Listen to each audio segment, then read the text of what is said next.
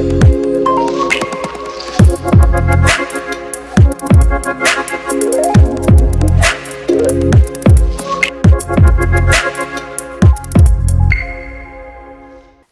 dear viewers, and welcome back to the review program. In this episode, we are going to talk about water crisis and its management in Central Asia and focus on Uzbekistan.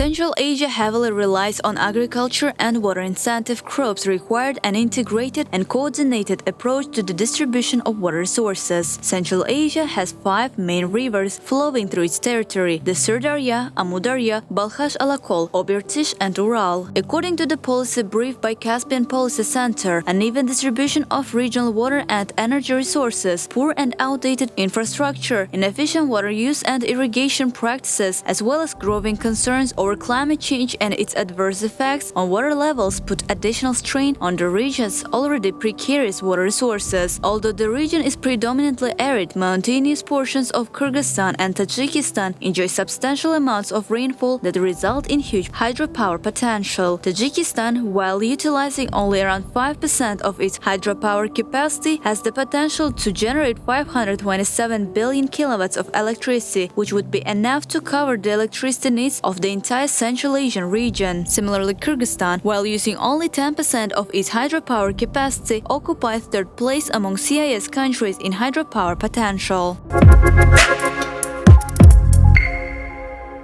According to experts, poor and outdated energy infrastructure, lack of investment impedes upstream countries from taking full advantage of their resources. As a result, they are usually forced to depend on imports of energy from neighboring countries to meet their domestic power demand. Even in Kyrgyzstan, despite the fact that we are in the upper side, we are in the mountainous place and we have this water, but actually some of our regions also has lack of some clear water. We also have, because of the poor maybe water management, we also face these problems. As we know, there's differences between rural and urban areas everywhere in the world. So for me, these young people who have the education, who have the tools to go abroad or to even find a secure job in the city, who stay within their communities and start implementing, I don't know, different sanitation campaigns for young kids to better understand the importance of washing their hands with soap. Now let's move on to Uzbekistan and its water management. Uzbekistan's water management system has undergone significant developments in 2024 to address water scarcity and improve efficiency. Driven by strategic reforms and government initiatives, the country has implemented new management policies and modernized infrastructure under a strategy extending through 2030. Key elements include the expansion of water-saving technologies like drip irrigation and the concreting of canals. During the recent presidential video selector, it was mentioned that Uzbekistan will allocate 100 billion sums to the Yashil Makon project in 2025, with the investment program now covering 3 years of tree care, disease protection and irrigation. Officials will conduct 2 irrigation pilot projects, allowing 27 districts to drill 1 well each. To monitor and optimize water usage, Uzbekistan has automated over 11,000 water management facilities and installed monitoring devices in critical locations, such as canals and pumping stations. Additionally, international partnerships continue to play a role, with organizations such as the United Nations supporting infrastructure improvement improvements in regions like Kyrgyzstan to increase access to clean water. Within the framework of the water management, Central Asian countries engage in different platforms and organize different events to tackle this issue. One of this conference was organized in Tashkent under the title EU Central Asia Youth Conference. The conference gathered 100 participants from the 5 Central Asian countries under the age of 35. Participants, including students, represent youth-led initiatives, civil society organizations, researchers, media, young politicians, as well as the government experts. Water is a very limited resource, especially in Central Asia. And so that means that each one of us, every inhabitant, it's not only down to the governments that have to. They, of course, have to provide the framework, but each inhabitant in Central Asia has to take care that that water that he or she uses is used in the best possible way, the most efficient manner, so that nothing is lost. And thereby, in fact, probably the water that is there can be enough for everybody, but it means really managing things well. During the conference, it was mentioned that water scarcity could significantly affect the GDP of the region. Supporting the implementation of the European Union Central Asia Roadmap on the important topics of water management and people-to-people contact was on the spotlight of discussions. In today's conference, we are engaging with experts on various questions related to water conservation. The ongoing 2-day workshop with Nordic University focuses on enhancing the sustainability efforts of the United Nations, particularly in 6 priority areas targeted for the improvement by 2030. One of these areas is ensuring universal access to water and sanitation. A major challenge in Central Asia is the water supply, as the melting of mountain glaciers could result in significant reductions in GDP by 2030 or 2040. This underscores the urgent need for effective water management strategies in the region.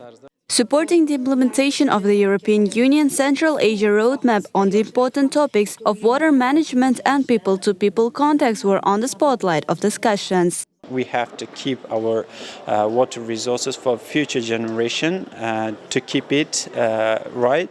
Now today's conference is taught us how to save our water for future generation, how to use smartly. To understand the issue better, we decided to talk with the Terhi Hakala, EU Special Representative to Central Asia, who commented on regional water issues. Dear viewers, in our today's episode of the review program, we have invited the EU Special Representative for Central Asia, Terhi Hakala. Hello, thank you for agreeing for this interview. So my first question is related to today's conference. It is called the Young Leaders Conference, and there is a program as well. What's its focus? Look, there are two main issues here. Actually, one is water, and the second is youth, and both are very important for my mandate. I have a regional mandate as EU Special Representative, and I cover big issues also from the thematic point of view, and water definitely has been part of my activities from day one. The same applies to youth, because I believe strongly that we have to engage more young generation, the next generation, for everything what we do. And now, of course, when water and water management is a very important issue and very pertinent issue in today's world and situation here in Central Asia, I think it was time to combine these two and bring young people, the leaders of next generation, hopefully in water management, to discuss, to bring them together and have an interactive dialogue with the government representatives, with media, and us European Union representatives. What are some challenges that EU sees while promoting water management in our region? The challenges, of course, are huge. I have to be very honest with that, and this is why we are also concentrating on water sector and water management. First of all, if we start from the fact that Central Asia suffers a lot of climate change. I mean, it hits hits Central Asia very hard. The temperatures are rising, the glaciers are melting, and in some time frame, of course, the water resources will be diminishing relatively rapidly also. So it's time to work. Also, we see, of course, that the equipment and the infrastructure for water sector is relatively old, so it has to be modernized and new technologies brought in. And this is exactly where the European Union is actually very active. We are concentrating on definitely improving the infrastructure and the technologies, capacity building also, and we have several programs. One of them is the Team Europe initiative for water, climate and energy, and it combines this nexus thinking with Central Asian water sector, and there I think that we are kind of rightly concentrating on the key issues, and we work together with the international financial institutions, there are European banks, also member states are very active. But how EU itself tries to foster youth participation in water diplomacy? We have actually youth components in all our programmatic work nowadays. It's clear because it represents continuity and sustainability, what we do, and young generation usually are better equipped. They have their technical skills better than my generation ever has had.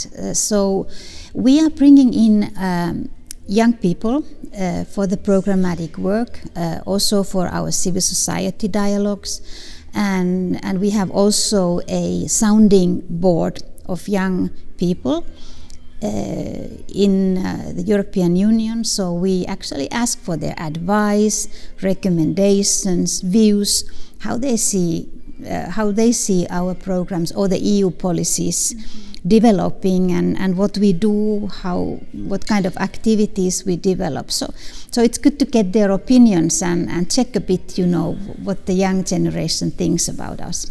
It's clear that we need all the efforts to work together also in this sector here. According to experts, the water itself can be the source of conflict in Central Asia. And in your opinion, what's the role of Uzbekistan in resolving this issue? Look, I think, first of all, I would say that it's clear worldwide, globally, that diminishing water resources are causing tension. That's why we always try to advocate for transboundary waterways and the cooperation. Uzbekistan is very actively developing good neighborly relationship and regional cooperation in Central Asia. And I think this is the key, because when you gain trust with your neighbors, when you share the common challenges and try to solve issues like, for instance, diminishing water resources. You have two big waterways here, Amu Darya, Syr Darya. Both are transboundary rivers. So they feed in to several countries, all countries in the region. I would say that all in all, very good political cooperation, economic cooperation is a basis for solving also these issues of water resources and how to share them more equally between the countries. So Uzbekistan is doing a lot here. I am really commending on your president and your government's work on regional cooperation. And this is part of the whole big picture, because one sector is not living in a way separate life here.